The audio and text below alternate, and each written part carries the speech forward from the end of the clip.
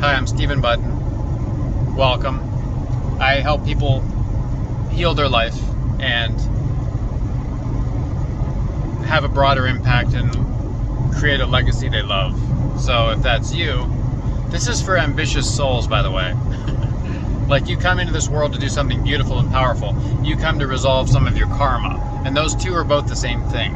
When you're acclimating to another timeline, your situation gets tenuous and difficult because you're jostled around a lot. Body has symptoms, mind has symptoms, etc. Sorry, I'm driving right now. You may hear a little road noise. This is the Dodge Challenger I rented. So, how do you heal and resolve those things? Now, part of being in the body is being in this dualistic consciousness, and part of healing and transcending this embodied experience is transcending this dualistic consciousness. So, what is duality? It's this or that, right?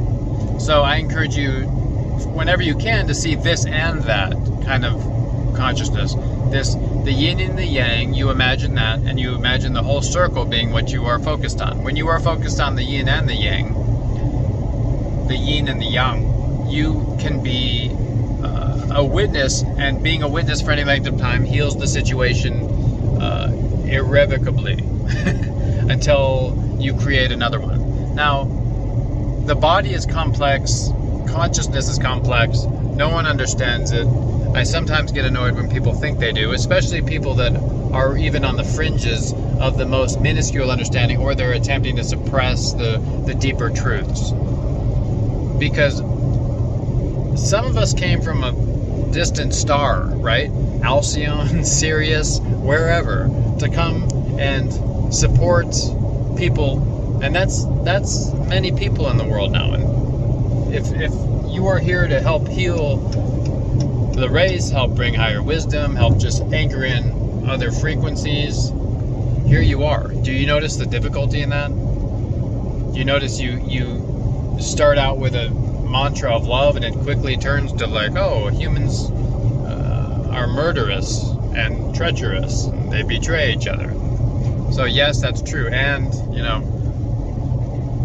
you work to still come from this mantra, from this framework of love. Now, a lot of times people harbor all these beliefs, and I help them anchor them in as actual experiences. So if you've read everything or a lot about consciousness expansion, all this love, these come in various guises and languages and semantic tones, and those are all, however, mere concepts. Once they're experiences, your whole life is different, and you can start to move forward with your mission. That's what I mean by leave a lasting legacy. Once you, like, what you resist persists, right? You probably read something like that.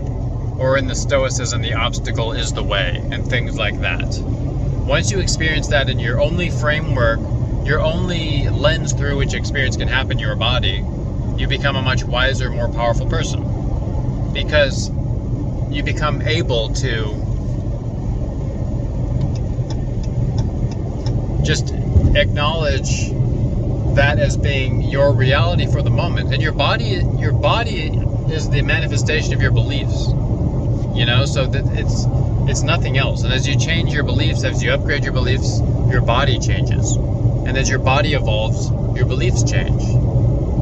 So part of this is getting out of this path of being just like going in the inevitable path towards what your parent is, and part of it is going toward the inevitable path of what your higher timeline is, so that you can thrive in this world.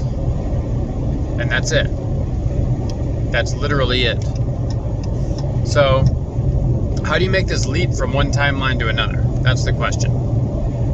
Now, this is kind of like what Georgios Ivanovich Gurdjieff, an early 20th century Armenian mystic, Armenian sort of an oversimplification, he was from everywhere,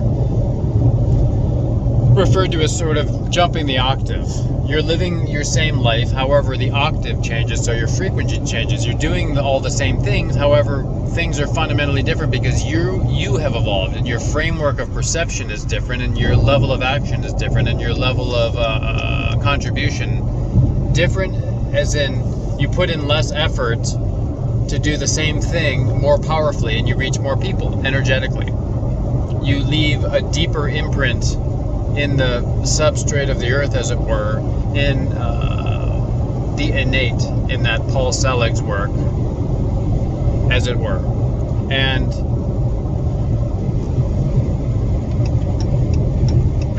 this is your destiny, whether you believe it or not. If you don't do it in this timeline, you do it in another timeline. As the Buddha said, if you want to do 2 things in this life, save one of them for the next lifetime. It's not a big deal. And if you think about it in terms of timelines, save one of them for another timeline. You will branch off and do that thing as well. So it's not so dire that you make quote unquote the right choice necessarily at all. What's dire is that you continually evolve and heal your life. And whatever that means to you. Now,